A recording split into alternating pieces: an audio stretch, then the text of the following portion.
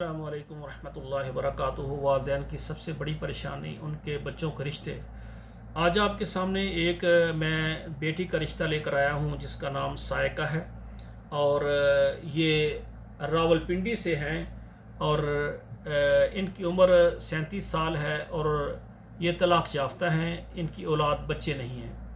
تو اس طرح ہوا اس بیٹی کے ساتھ کہ اس کی شادی جو ہے میر پور کے اندر کی گئی، تو وہ بندہ جو ہے نا اس نے کسی اور امیر لڑکی سے شادی کر لی اور اس کو طلاق دے دی بقول اس کے، باقی اللہ جانتا ہے۔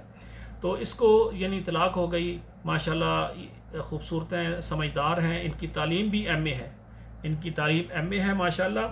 تو ان کی ڈیمانڈ ہے کہ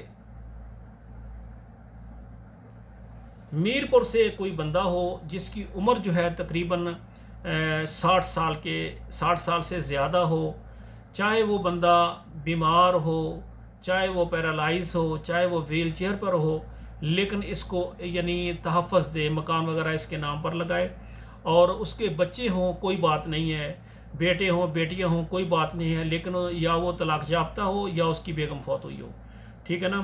تو ایسے آدمی جو شادی کرنا چاہتے ہیں، ماشاءاللہ یہ جوان ہیں، خوبصورت ہیں، ان کے بچے بھی نہیں ہیں، تو میر پور میں ایسے افراد جن کی عمر 60 سال سے زیادہ ہو وہ میرے ساتھ رابطہ کر سکتے ہیں۔ تو انشاءاللہ ڈائریکٹ میں ان کے ساتھ آپ کی بات کروا دوں گا۔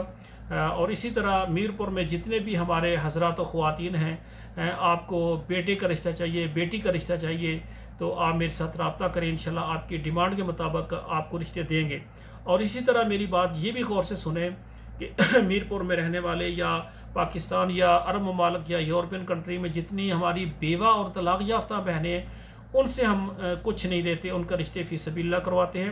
باقی لوگوں سے حضرات و خواتین سے ہم سروس چارجر لیتے ہیں، اس کا ایک ہمارا طریقہ کار ہے۔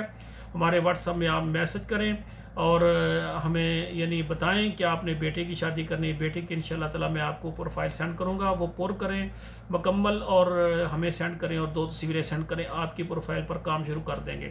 تو یہ جو ہے نا سائقہ باجی ہیں، یہ راول پنڈی سے ہیں اور میر پور میں شادی کرنا چاہتی ہیں۔ میر پور سے 60 سال سے زیادہ افراد جن کی بیگم فوت ہوئی یا طلاق یافتہ، وہ میرے ساتھ رابطہ کریں۔ والسلام علیکم ورحمۃ اللہ وبرکاتہ۔